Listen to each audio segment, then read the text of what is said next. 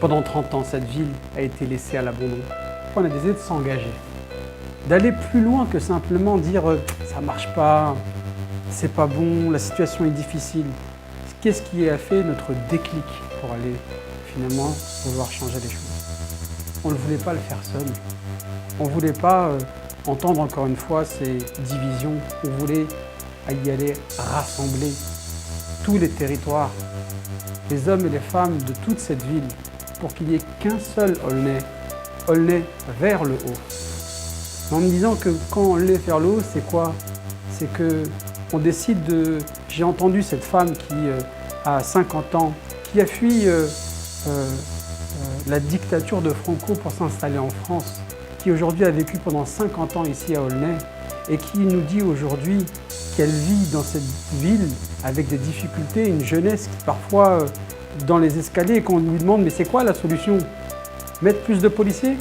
Elle vous dit non, il faut leur donner du boulot, il faut qu'ils reprennent du travail, il faut leur donner des solutions. Préoccupons-nous de notre jeunesse, remettons l'emploi, remettons le travail. C'est ça que je veux dire aux Aulnaysiens. L'utopie. Mais on ne peut rien changer. Il y a celles et ceux qui ont décidé de changer les choses et qui ont pris leur destin en main.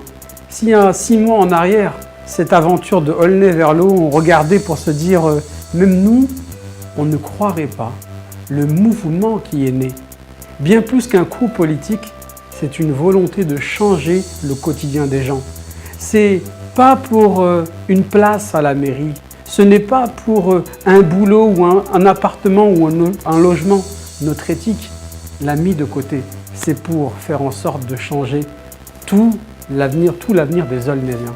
Et c'est ce qu'on a réussi. Au-delà du résultat, ce qui compte pour nous, c'est la formidable aventure, ce mouvement qui est en train de prendre une ampleur énorme, qui dans chaque territoire invite les Aulnaysiens à se dire il y a peut-être une chose à faire. Le droit de rêver à une ville meilleure est permis aujourd'hui avec Aulnay vers le haut. On peut penser qu'on est utopique, qu'on est rêveur, qu'on est un peu farfelu. Mais ce que nous faisons aujourd'hui, c'est de redonner de l'espoir. Comme ces grands hommes et ces grandes femmes qui ont fait le monde, qui ont dessiné notre avenir et qui, finalement, à contre-courant d'une pensée, se sont dit « j'ai une vision, j'ai une idée, il y a un déclic. Le 23 mars, permettez-vous de rêver. »